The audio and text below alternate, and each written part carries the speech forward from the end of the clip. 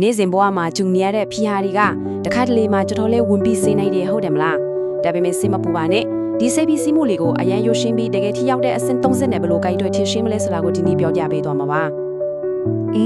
အလုံးမှာပဲဖြစ်ဖြစ်ကိုရေးကိုတာဆက်ဆံရေးတွေမှာပဲဖြစ်ဖြစ်စိတ်ဖိစီးစီးတာတွေနဲ့ရင်ဆိုင်ရတာကတော့နေ့စဉ်ဘဝရဲ့အစိတ်ပိုင်းတစ်ခုလိုပါပဲဒါကလုံးဝကိုတာမန်ဖြစ်စဉ်တစ်ခုဖြစ်တယ်ဆိုတာကိုရင်ဆုံးလက်ခံထားဖို့ကတော်တော်လေးအရေးကြီးပါတယ်စိတ်ဖိစီးမှုကပုံမှန်ဆိုပေမဲ့လေအဲ့ဒါကိုကိုဘဝတစ်ခုလုံးကိုလွမ်းမိုးတွားအောင်တော့ဖွံ့ဖြိုးထားလို့မဖြစ်ဘူးပေါ့တနင်္ဂနွေကတော့အဲ့ဒါကိုထိန်းချုပ်နိုင်တဲ့ကင်တွယ်နိုင်တဲ့နီးလန်းကောင်းလေးရှိနေလာပါပဲကဲဒီတော့ဒီနေ့စိတ်ကြုံတွင်းနေရတဲ့စိတ်ဖိစီးမှုကိုရင်ဆိုင်ဖို့အတွက်ပထမဆုံးနီးလန်းကိုကြည့်လိုက်ကြရအောင်တကယ်တော့လေဒီနီးစစ်စိတ်ဖိစီးမှုကိုစီမံခန့်ခွဲဖို့ဆိုတာရှုပ်ထွေးတဲ့ຢာတွေလုပ်စရာမလိုပါဘူးအဓိကကြပြီးချက်ချင်းလက်တွေ့လုပ်ဆောင်နိုင်တဲ့အဆင့်30မလိုအပ်ပါတယ်ပထမဆုံးအဆင့်ကနည်းနည်းတော့ထူးဆန်းတယ်လို့ထင်ကောင်းထင်နိုင်ပါတယ်ဘာလို့လဲဆိုတော့ဒါကစိတ်ဖိစီးမှုကိုခုခံတိုက်ထုတ်ဖို့မဟုတ်ပဲသူ့ကိုလက်ခံခြင်းနဲ့ပတ်သက်နေလို့ပါပဲ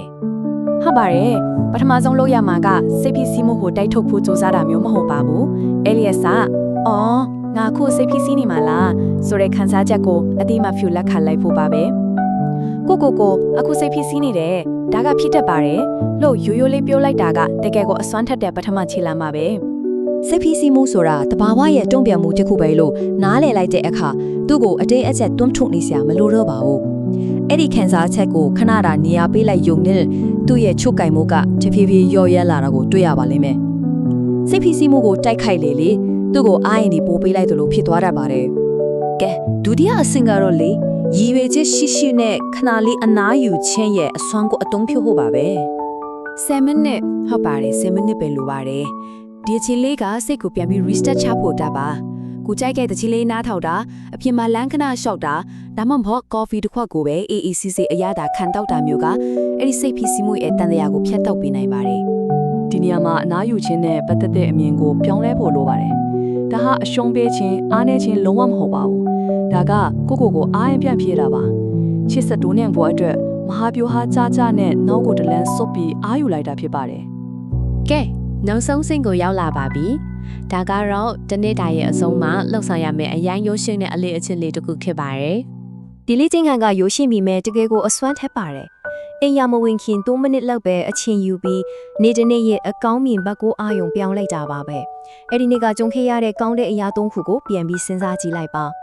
ဒီအချက်ကအရင်အရေးကြီးပါတယ်ကြီးကြီးမားမားလေးဖြစ်စီရမလိုပါဘူးလုံးဝမလိုတစုံတစ်ယောက်ရဲ့အပြုံးလေးတစ်ခုတက်တောင့်တတရှိတဲ့အခေတန်လေးတစ်ခုဒီလိုသင်ခဲ့တဲ့အရာလေးတွေကိုတတိပြုမိခြင်းကဦးနောက်ကိုအကောင်းမြင်စိတ်ဘက်ကိုဖြည်းဖြည်းပြန်ပြီးလေ့ကျင့်ပေးတယ်လို့ပါပဲဒါကစိတ်ဖြစ်စီမှုကိုရရှိမှအများကြီးလျှော့ချပေးပါတယ်ကဲဒီတော့ဒီရိုးရှင်းတဲ့အစစ်3ဆင့်ကနေ့စဉ်ဘဝကဘလို့များအကြီးအကျယ်ပြောင်းလဲပေးနိုင်တယ်လဲဆိုတော့အနစ်ချုပ်ကြည့်လိုက်ကြရအောင်စိတ်ဖိစီးမှုဆိုတာကတော့ဘဝမှာရှောင်လွှဲလို့မရတဲ့အရာတစ်ခုပါဒါပေမဲ့အဲ့ဒီစိတ်ဖိစီးမှုဖြစ်လာတဲ့အခါမှာဒီအဆင့်3ဆင့်ကိုအသုံးချလိုက်မယ်ဆိုရင်ကိုယ့်ရဲ့တုံ့ပြန်ပုံနဲ့နေ့စဉ်ဘဝရဲ့အရေးသွေးကိုတိတိတသာပြောင်းလဲနိုင်မှသိကြပါတယ်ဒါကြောင့်အဓိကလုံဆောင်ချက်3ခုကိုအလွယ်တကူမှတ်မိအောင်ပြန်ပြောရရင်ကိုယ်စိတ်ကိုနားထောင်ပါသူ့ကိုနှစ်သိမ့်မှုပေးပါပြီးတော့ကျေးဇူးတင်စရာအကြောင်းအရာတွေကိုရှောက်ဖွေပါကဲဒီတင်ဆက်မှုကိုအဆုံးမသက်ခင်မှာမိခွန်းလေးတစ်ခုနဲ့ချန်ထားခဲ့ခြင်းပါတယ်ဒီနေ့အတွက်ကျေးဇူးတင်စရာကဘာများဖြစ်မလဲအခုပဲစပြီးစဉ်းစားကြည့်လိုက်ပါလား